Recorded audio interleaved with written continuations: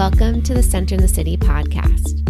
I'm your host, Wade Brill, and during this series, I'll be interviewing various thought leaders, wellness experts, and humans on how they practice sustainable self-care and mindfulness. We'll get real and raw, talk about the light and the shadow side of self-care and mindfulness, and how we can actually stay centered amid the chaos and the hustle and bustle of our modern day world. So settle in and get centered. This podcast episode is brought to you by Centered in the City, a virtual on-demand self-care and mindfulness platform with different meditations, journaling prompts, nourishing recipes, and Pilates flows, all designed to support you feeling calm, focused, and energized as you live your life in this modern day world. For more information, head on over to centeredinthecity.com and claim your 7-day free trial. Welcome back to the Centered in the City podcast. I am so glad you are here. My name's Wade Brill, and in today's solo episode, we are exploring the emotion of anger. Personally, I think that this is such a powerful episode because we get conditioned in our North American Western culture, especially as women, that we can't express or even experience anger. And so this emotion gets really complicated and convoluted, and it can become quite toxic if we aren't aware of it or processing it in healthy ways. And when I say healthy, some of us might be like, what does that even look like? I have no examples in my life or in TV or in books of somebody expressing anger healthily. I know I don't. So it's been a journey to explore, what does this actually look like and feel like? So today I want to break it down with you all and share you some of the insights that I have personally been exploring with this emotion of anger, and hope that you find it helpful and insightful. And as always, I love hearing from you, hearing your own experience of managing and expressing your emotions of anger.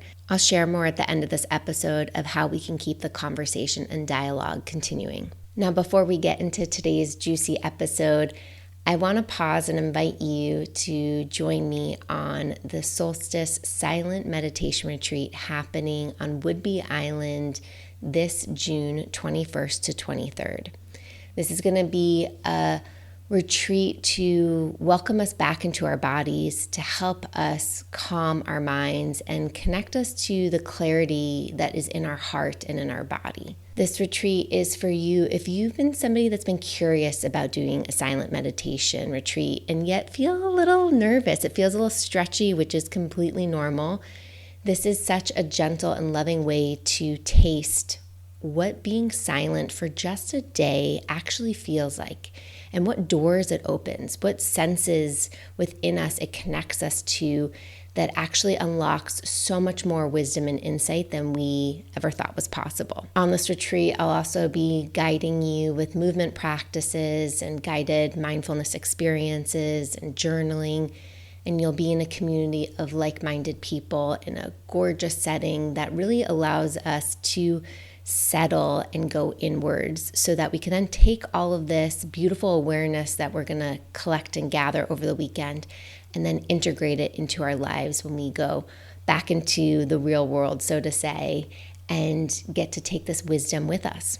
There are only a few more weeks to apply, so make sure you apply before May 10th, and I look forward to seeing you on this retreat. Head on over to centeredinthecity.com to check out more, or check out the show notes for the link. Now let's settle into this episode and let's get centered.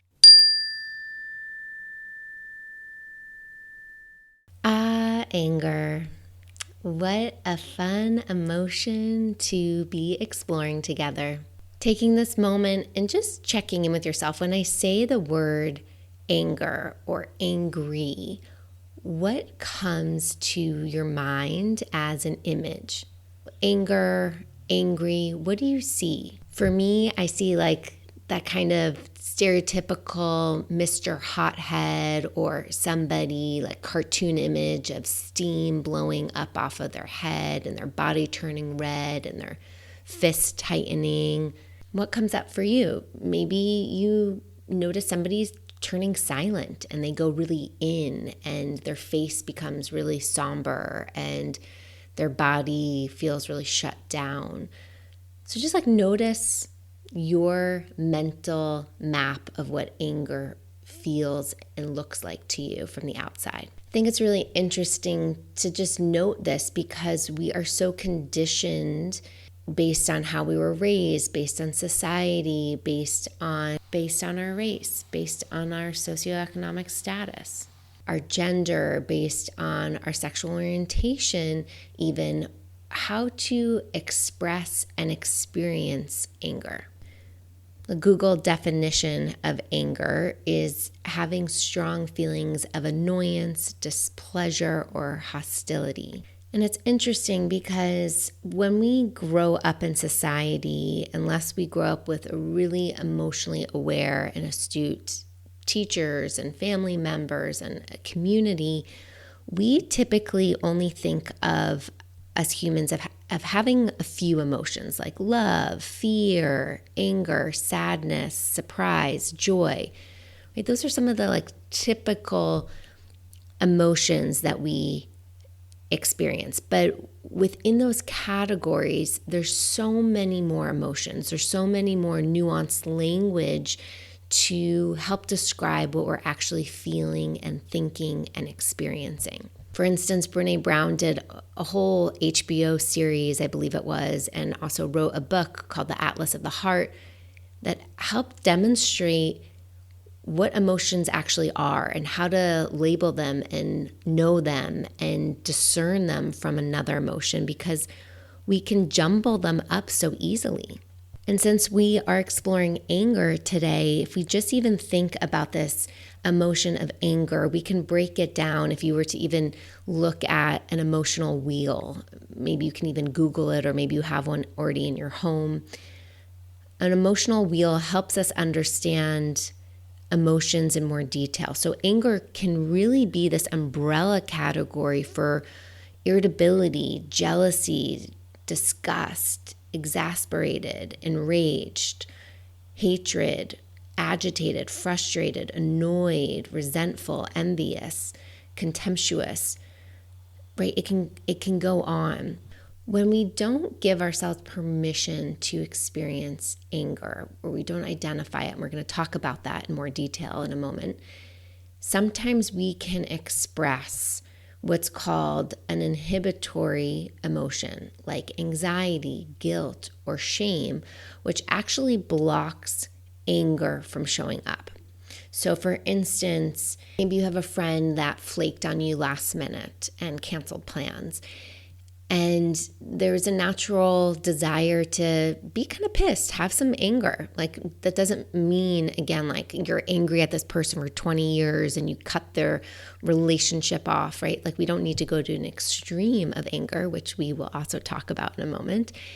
But maybe there's some anger, but instead of there being anger expressed, maybe it comes off as some shame or some guilt, like, ooh, what did I do wrong to have them want to cancel on me? So underneath that emotion or those emotions of guilt or shame or anxiety might actually be anger, but we're not validating it for ourselves. We're not letting anger be there. Instead, we're just kind of going to these inhibitory emotions. And so we kind of stay stuck in the cycle and this emotion kind of sticks with us. And then on the other hand, sometimes we're not able to tolerate anger. Like it just becomes overwhelming within our own bodies and our systems, and we don't know how to process it. So we end up acting out in ways that aren't helpful, like overeating or undereating or looking to drugs or alcohol or something external to numb us, to distract us. This numbing, distracting quality is coming from this place of defense, right? How can we defend ourselves from actually feeling it to heal it? So what psychology tells us is that we have to feel our emotions to heal them. Sometimes even feeling our emotions can be really complicated because one, we might not even have awareness that we are feeling something. We might not even know, for instance, what anger actually feels like because we've never given ourselves permission to really sit with it and notice it. And two, emotions might be so intense or connected to really painful memories or experiences or traumatic experiences that it becomes overwhelming and too much for our nervous systems and minds to even just handle. So we again avoid it.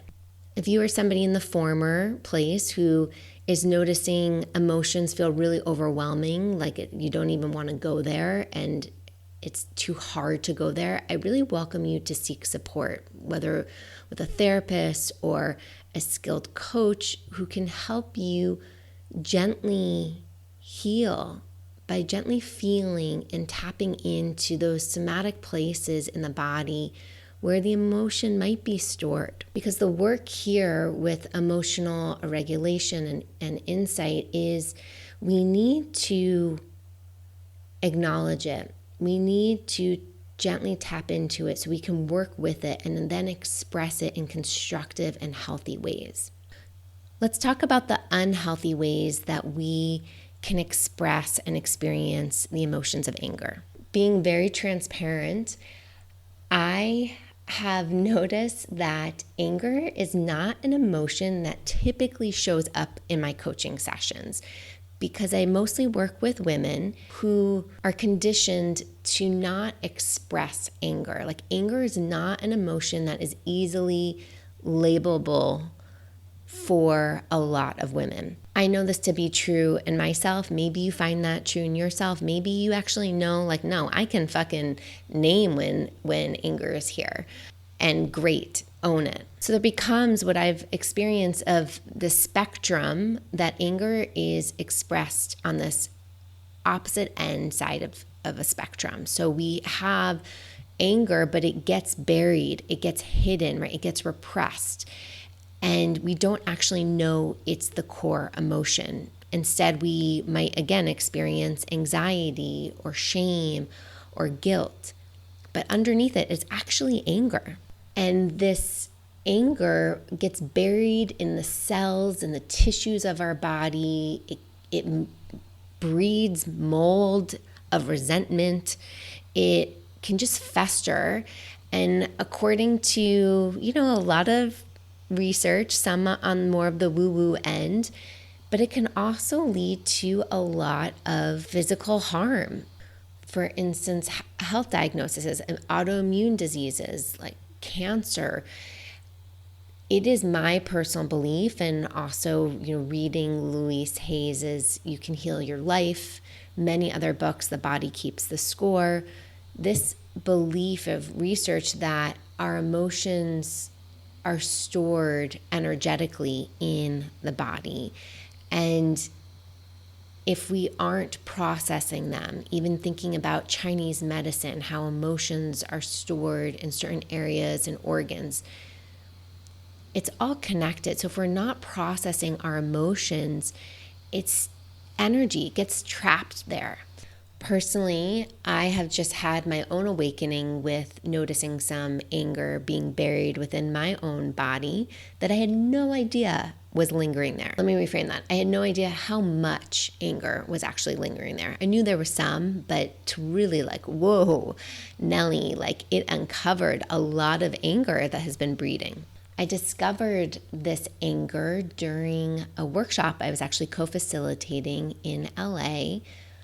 And we were exploring this theme of death and rebirth and letting go and blooming energy and the juxtaposition of winter and spring and how we can mindfully transition into the season. So one of the prompts was, what needs to die? What do we need to let go of in order for something new to bloom? And I'm journaling and I start to just see my pen on the paper, write all of my thoughts and emotions down of what I'm ready to let go of. And I noticed this visceral feeling of anger inside of me. Yet when it came to my pen meeting the paper and writing down what I was angry about, I felt this stopgap. Like I would not let myself express the anger, even on my fucking piece of paper, even on my own journal. My system was so resistant of letting this emotion out. I just kept being like, oh, you're fine. You know, these things have worked out. And I just totally kept gaslighting my own experience. So this is one of the reasons I love journaling, because it's just this active, present form of mindfulness where we just get to pay attention. And so here I am trying to get it out, and I just say, let the anger out, give myself permission to let this anger out. And I'm just trying to get it out. And I kept feeling how stuck it was. And it was this big aha moment for myself of, wow, I am really angry, and I have not given myself the space or permission to process this anger. I have bottled it up. And maybe that's been the clog that I've been feeling internally. It was just this really big aha moment for myself that has opened this gateway to exploring this emotion of anger more intimately. That night after I left the journaling workshop, again, the anger was just full inside of me. I felt it in my arms and my fists and my face. And I wanted to go home and just like scream and punch into a pillow. But I was staying with my sister in a house that was, everybody was sleeping. And I just felt like I had to keep the anger in. And it really made me realize, like, wow, where in our society can we express this intense emotion in a healthy way? What does this get to actually look like and feel like? Because on the complete other side of the spectrum of expressing anger in unhealthy ways, we see this in television shows and movies and the news and kind of what's out there in the world.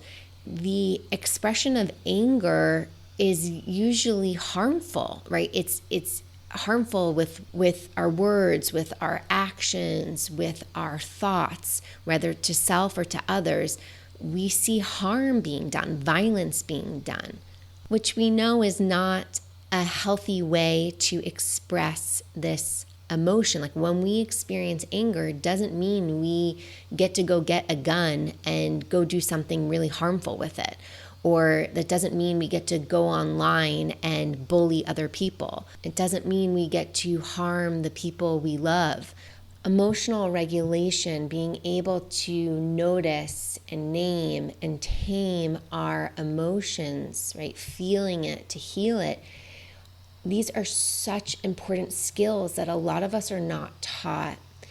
And we need them. We need them, especially in our world that is running faster and more intense and more visually stimulating and scary and creating these like waves of experiences for us. We still get to take personal responsibility for the emotions that show up through our own filters, through our own perspectives and experiences in life, our own interpretations. We get to take personal responsibility. So we know holding anger in isn't skillful, burying it into our bones isn't skillful, and letting it out in harmful ways is also not skillful. Let's explore the ways we can practice processing our anger in more healthy, stable ways. One of the biggest things we can do, this is step number 1, is to name our emotions. We get to name it to tame it. This isn't woo-woo, this is science, that when we can actually name and say, I'm experiencing some anger right now, or I'm experiencing some sadness or frustration. When we can name what we are feeling, it actually helps calm our nervous system, and it helps us understand what is happening inside of our mind and body. It can also be helpful when we name it to say, I'm experiencing anger, not I am angry. When we say I'm experiencing the emotion, it creates some space between the I, our ego, our sense of self, and what is happening within the emotion. And we like space. When there's more space between us and our thoughts and our emotions, that's where we can create more choice. That's where we get more distance to have perspective. We don't feel like we're wrapped up and fully consumed by the emotion, which can sometimes be really hard when we feel emotions intensely.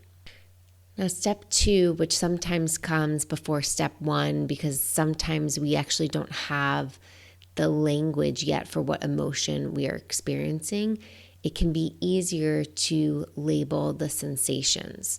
So when we can tap into the body, the physical body, and notice sensations like I'm experiencing heat or tingles or tightness here, it helps us to get to know the emotion a little bit more intimately, a little bit more friendly, right? We're getting curious with it. We're kind of approaching it from many different angles. And when we can slow the experience down and say, there's some hotness and there's some tightness and there's some palpating energy here, we also start to be able to gather information so that when these physical sensations show up in our body, we might be able to label our emotion with a little bit more clarity. Like, oh, yep, that's anger showing up right now because I'm feeling the heat in my cheeks, or I'm feeling the tightening of my jaw or the grinding of my teeth.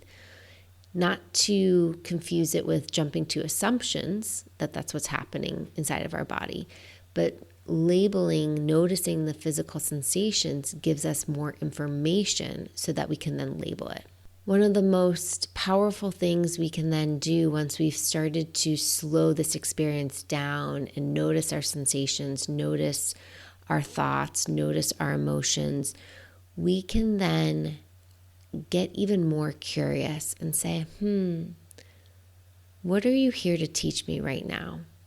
Anger, what are you here to teach me right now? Or tightening of my fist or jaw, what are you here to teach me? And when we get curious, when we ask this open-ended question and take a pause to listen, we can learn so much.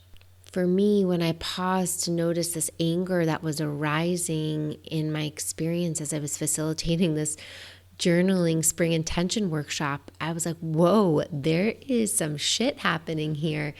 And I say it with a smile because it was so interesting to just watch it unfolding in my present moment experience. And I got curious and I said, wow, anger, what are you here to teach me? And so much wisdom came out, like so much hurt that I thought I had healed or let go of actually was still there.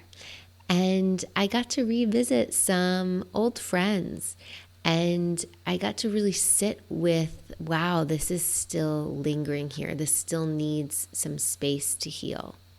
Now, once we have labeled the emotion, we've noticed the sensations, maybe noticed the thoughts, we've gotten curious about what the emotion of anger is here to teach us, we then can process releasing it from not only our mental grip, but more importantly, our body, our somatic body. In the show notes for you, I have linked 2 different breathing and somatic exercises you can practice to release and rinse the anger from your body. These have been practices that I've been doing the last few weeks specifically, and it is really helpful because even though there's this belief in our society that we should do hard cardio and run it out or scream it out, sometimes we need that. But there's also ways to gently meet our body and gently rinse out the anger. We sometimes don't need to meet anger with intensity or the intensity that we think we should be meeting it with. Sometimes we can actually meet it in a more gentle and easeful way that allows it to be released from the body. That being said, I also think it is very skillful to go into your bedroom, lock yourself in a private space, and punch some pillows, scream into a pillow, like really let the emotions out vocally or through your physical body in a safe way. Also, according to scientific research, there is power in visualization efforts to help release anger. What I mean by this is you can guide yourself in a visual exercise where you're imagining yourself in an angry situation. So whether that's you just had a conversation with your boss or a family member, or something went awry with one of your children, or you had an interaction with a stranger on the street and you feel that anger inside of you, you can visualize it. So slowing it down to label it, feel the sensations of anger in your body. And as you start to notice the sensations, can you be with the urges of those sensations and breathe through it?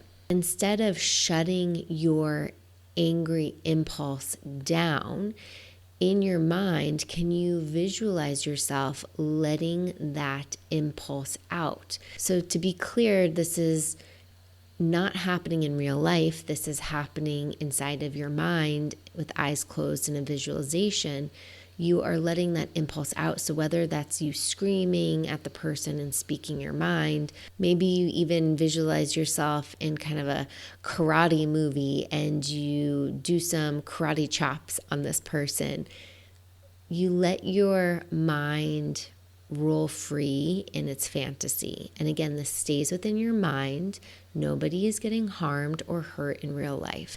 Dr. Kristin Neff, in her book, Fierce Compassion, talks about, and I've talked about it on the podcast before, that there's a form of compassion called fierce compassion. And she describes it as like mama bear protective energy.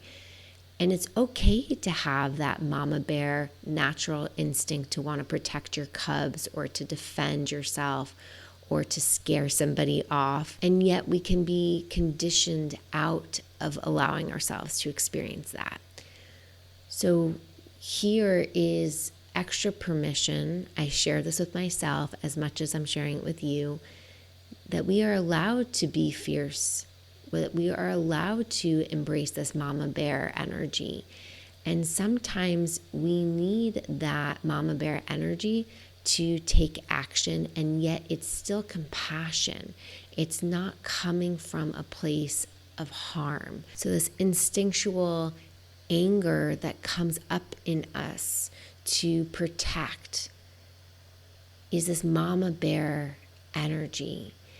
And when we can harness the power with more awareness, we can actually use that energy, that intense energy, for good, for creating boundaries, for saying no, for saying that's not right, for creating space, for sticking up for injustice, for healing. So as we bring today's solo episode to a close, I welcome you to pause with me here and think about your takeaways today.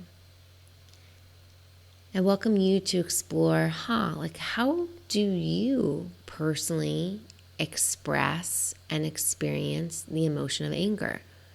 Are you somebody who experiences anger quite often? Or, wow, I can't remember the last time I got angry internally or externally.